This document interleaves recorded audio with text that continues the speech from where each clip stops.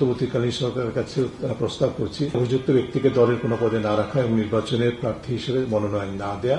মাদ্রাসন মামলার রায় অনুযায়ী বিচার বিভাগের পৃথকীকরণ প্রক্রিয়া অনতিবিলম্বে সম্পন্ন করতে হবে। বিচার বিভাগের স্বাধীনতা ও মর্যাদা নিশ্চিত করা, সংবিধানের 16 সংশোধনী বাতিল করে বিচারপতি অপসারণের এখতিয়ার সুপ্রিম জুডিশিয়াল কাউন্সিলের উপর ন্যস্ত করতে হবে। আমরা একটু লক্ষ্য করুন, আমরা বলছি অন্তর্বর্তীকালীন সরকারের কাছে প্রস্তাব করছি তারা এমন একটি রূপরেখা বাধ্যতামূলকভাবে পালনযোগ্য প্রণয়ন করবেন যেটি সকল রাজনৈতিক দল স্ব-উদ্যোগে অনুসরণ করে তার উপর ভিত্তি করে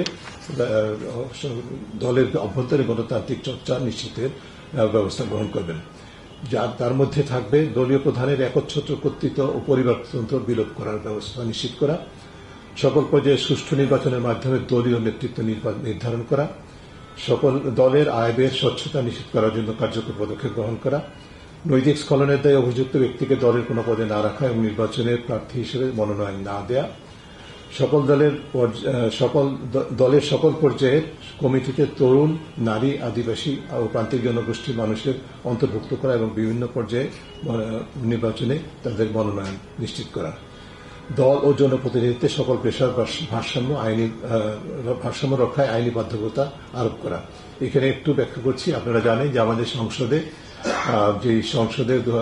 স্বাধীনতার পর আমাদের ব্যবসা, যাদের মূল পেশা ব্যবসা, তাদের হার ছিল 17.5%, যেটি বিগত সংসদ সেখানে সেটা 65% হয়েছিল।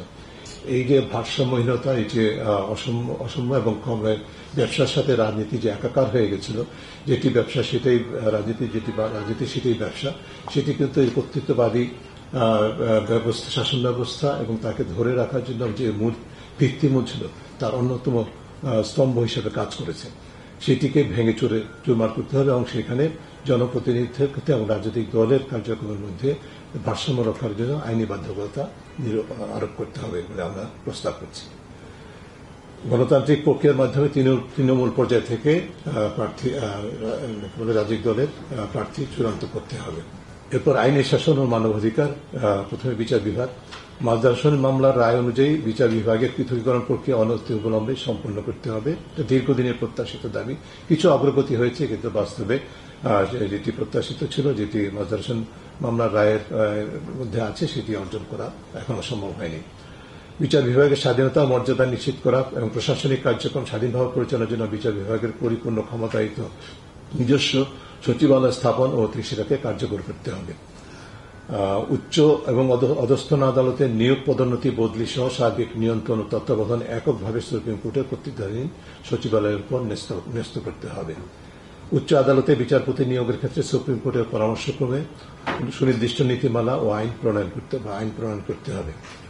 সংবিধানের 16 সংশোধনী বাতিল করে বিচারপতি অপসারণের এখতিয়ার সুপ্রিম জুডিশিয়াল কাউন্সিলের উপর ন্যস্ত করতে হবে। আপনারা জানেন যে এটি সংসদের হাতে নিয়ে কেড়ে নেওয়া হয়েছে, সেটাকে সুপ্রিম জুডিশিয়াল কাউন্সিলের হাতে ন্যস্ত করতে হবে। আন্তর্জাতিক উত্তম চর্চার আলোকে বিচারক ও অ্যাটর্নি জেনারেল সহ সংশ্লিষ্ট সকল সুপ্রিম কোর্টের তত্ত্বাবধানে যুগোপযোগী শৃঙ্খলা ও